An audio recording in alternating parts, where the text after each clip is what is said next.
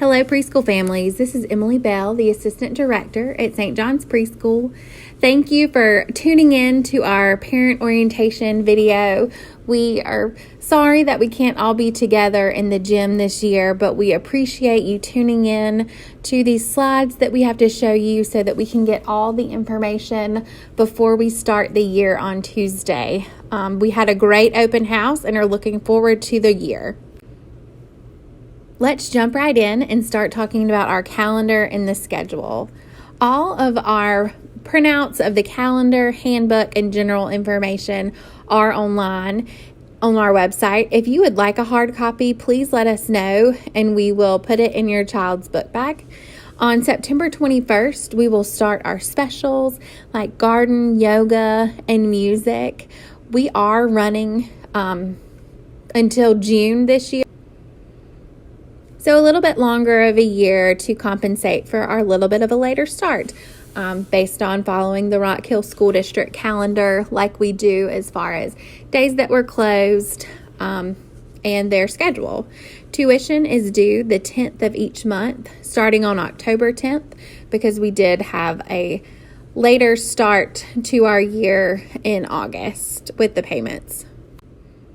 If you have not already downloaded the PushPay app, this is a wonderful way for you to simplify paying your tuition, and it's a great way for us to be able to send text blast out to our families. Last year, we had inclement weather where the school district closed early, and we were able to send a PushPay notification out to our families to alert them to come pick up because we were closing early. We are excited that we will still be able to have fall and spring pictures. Our fall pictures are with Lily Snaps, and she always does a wonderful job, and we will be doing those while following social distancing guidelines. We are still unsure about how our large gatherings will go, and we will discuss that later on. Again, just check out our website, and if you need a hard copy of anything, please let us know. Our drop-off line is beginning earlier this year on the first day of school due to us limiting visitors in the building. An assistant will come out to your car to retrieve your child to bring them into their classroom. If you have not watched the video on our drop-off and pickup procedures, please do that as soon as possible. I think that will help answer a lot of questions and help our start go smooth. It may also help for your child to watch it too. Once we do allow visitors back in the building, you must enter through our reception area, and all visitors must be wearing a yellow badge if they are staying past drop-off. We will scan your children into our computer system on arrival. Please be aware that teachers are not ready for students until 10 minutes prior to class. They arrive 15 minutes prior to class and need that time to turn on lights and get their day set up. We do have a specific parent code to get you in the building that will be reactivated once we have visitors back in our building. If you need anything from us during the day, please don't hesitate to give us a call at the office. We are here and ready to answer any questions. But please, we ask that you do not give out the code to anyone else, especially anyone picking up just once. We really need that code to only be given out to people that are consistently picking up your child or coming into the building. We will have a few extra volunteers the first few weeks. So I know that it was tough when I dropped off my elementary school student and wasn't able to walk her in for the first day. I know it's going to be hard on you mamas, but I promise we've got plenty of hands to hold them and to make their day special. So don't worry. And if you want to give us a call those first few mornings just to check in, we are here and ready to answer your calls to ease your minds about how the day is going. We will also post updates on our Facebook group throughout the day. So please join that if you have not. And we also have an Instagram account that you can follow us on. If you wish to sub We would love to have you. We do have some procedures that we need you to do before that can happen. So we ask that you have safe sanctuary training, and we can set that up for you. And also that you go through a background check, which can be found on our website. We will resume morning care if we are able to return to a regular schedule and routine. So with morning care, you can drop your child off between 7:50 and 8:50 a.m. And you may walk in or use the car line once we start that. We offer it 2 times, 3 times, 5 times a week. 2 times a week is $30, 3 times a week is $40, 5 times a week is $60. If you just need to use this every once in a while, the daily fee is $5. We don't roll over any unused days to the following week or month. Again, we are jumping right in with the drop-off line this year. So those will begin our very first days, September 15th and the 16th. The line will start 10 minutes before each class to accommodate and help families who would have liked to do morning care. So we do have a little bit earlier start time to help make that transition easier for them. The drop-off line starts 10 minutes prior to our class start times. If your child's class starts at 8:30, the drop-off line will run from 8:20 to 8:35. If your child's class begins at 8:45, the drop-off line will start at 8:35 and run until 8:50. Because we have such short times between our classes, only 5 tardies are allowed this year. If you have a doctor's note and you are late, that will not count as a tardy against you. But because of our staffing abilities and needing to be in the classrooms, we are unable to accommodate multiple families being late and walking in their children. We also want our families to be aware that road construction is starting on Oakland Avenue, so please factor that into your arrival time and be aware when you're leaving that there may be more traffic that way. There also may be more traffic at our church because our after-school program also has their drop-off line in the other church parking lot at 8:30. So we've got a lot going on, but our after-schoolers stay upstairs in the rooms until preschool dismisses for the day, and then they come down to the gym and play areas to finish out their day. We know that previously some of our families would pack a lunch and eat lunch together and play on the playground. Unfortunately, this year we are not able to accommodate that because our after-schoolers will be heading out there directly after preschool dismisses. So there are plenty of other fun parks to play in, and we hope that you enjoy those with your friends. In order to keep our drop-off line safe, when you pull up, please put your car in park. Grown-ups, you stay in the car, and an assistant will come and let your child out. If at all possible, please have your child on the driver's side in the back seat, and do not let your children leave the car without a teacher there to escort them in. On rainy days, we are lucky to have a covered area. Please stop underneath that. Here is a little map. Again, I'll remind you to watch the video, but if you enter in the entrance off of White Street, closest to the white home, and go the opposite way of the arrows, and then exit out to White Street, the entrance closest to our building. We are also starting a new pickup line for the first time this year. So pickup is staggered, similar to our drop-off, and just carpool only for now. So please use the tags given to you at open house to help identify your child so that we get them to you in a timely manner. So the times start at 12 to 12:10 for our first group and 12:15 to 12:25 for our second group.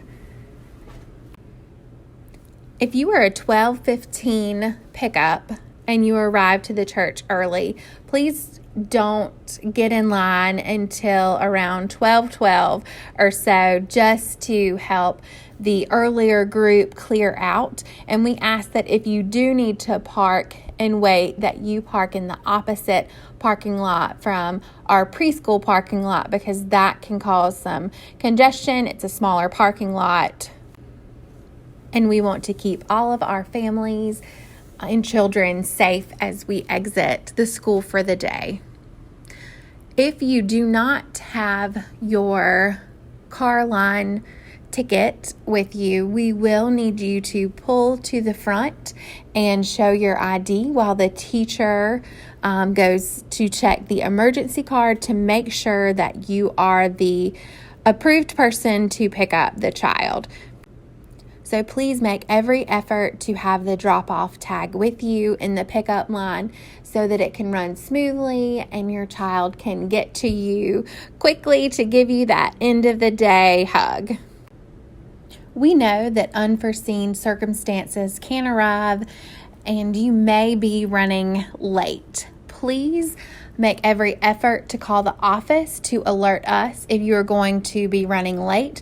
That way we can let your child's teacher know and your child know, so they know what's going on. It's always better when they are fully informed of the situation. If you are late, there is a fee. 10 minutes after pickup time is considered late, and a fee of $10 for the first 5 minutes, an additional $1 for every minute. So if your pickup time is 12 and you don't arrive until 12:15, there will be a $10 for that, and if you're any later, an extra $1 for every minute after that. When we are able to resume a normal schedule, we are excited to add Lunch Bunch into our daily activities. This is a fun way for friends to play together for a few extra hours, practice eating lunch before they get started with that in elementary school. Please sign up for Lunch Bunch by 9:15 so that we can make sure that we have enough teachers to cover the amount of students we have.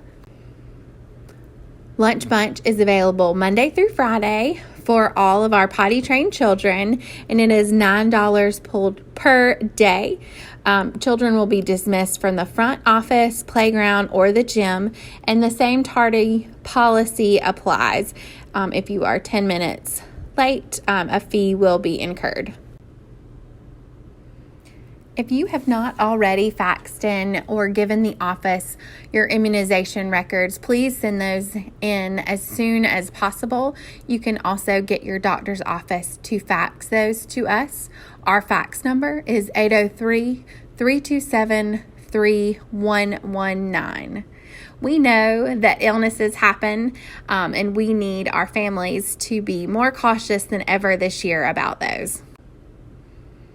Please keep your child at home if they have had a fever of over 100 degrees or more in the past 24 hours, if they have been vomiting in the past 24 hours, or if they have any constant cough or heavy nasal discharge, especially if it has a yucky color to it. You know, those green noses need to stay home. Also, please keep them home if they are complaining about a sore throat, if they have had diarrhea within 24 hours, or pink eye within 24 hours. We have also added a COVID policy to our handbook. Please go over that and let us know if you have any questions. Communication is going to be the key to our success with any illnesses. Students and staff should not attend school if they have any of the following: fever, shortness of breath, difficulty breathing, loss of taste or smell, new or worsening cough, diarrhea. Students staying home for these symptoms should not return until they have tested negative for COVID-19 or a medical evaluation determines that their symptoms are more likely due to another cause, a sore throat due to strep throat. For example, in this case, the student can return when they meet non-contagious criteria for that condition based on your doctor's recommendation. Celebrating together is an exciting part of preschool, and we hope to be able to celebrate together in large groups soon. But until then, please communicate with your teacher plans for a birthday. That day is very special, and I know that our teachers will help make it special in the classroom. Please remember student allergies when bringing in treats. If you do have an allergy in your class, there will be paperwork for you to sign. We also enjoy our activities like the book fair, the Lions Club, coming to do testing for our eyes, and other fun events. We've had therapy dogs come in, the bookmobile. We hope to get all back to those things as soon as it is safe. Our larger programs, like the Thanksgiving program, are scheduled on the calendar in hopes that we will be able to celebrate together. So we will keep in touch about if those are able to go on and in what capacity. We also have a father-daughter dance as our biggest fundraiser of the year, and we hope that we can make that happen for our families and our school. We also have our family days scheduled for April 22nd and the 23rd, and our last days of school are June 3rd and June 4th, and I'm sure that we will have lots of fun end-of-year celebrations when we make it to the end of this year. Thank you so much for listening. I know that this has been long. I've tried to be concise. I know that you may have questions. Please contact us with anything that we can help you with. We're always here. We communicate with you when we're able to come inside. We have a notice board where we will write messages. We also send emails. Emails are the most important ways that we communicate with our family. So if you have not been receiving those, or we need to add another family member who needs to be in the loop about what's going on, please let us know and we will add them to our list. Again, reminder to download PushPay so that we can send you notifications. And also, please join our Facebook group and Instagram. We've been posting lots of fun things there, like our teacher bios and ways that we have been getting ready to make this a fun, safe, successful year. Thank you for entrusting us with your most precious, precious children, and we cannot wait to see y'all on Tuesday and Wednesday for a fun year together.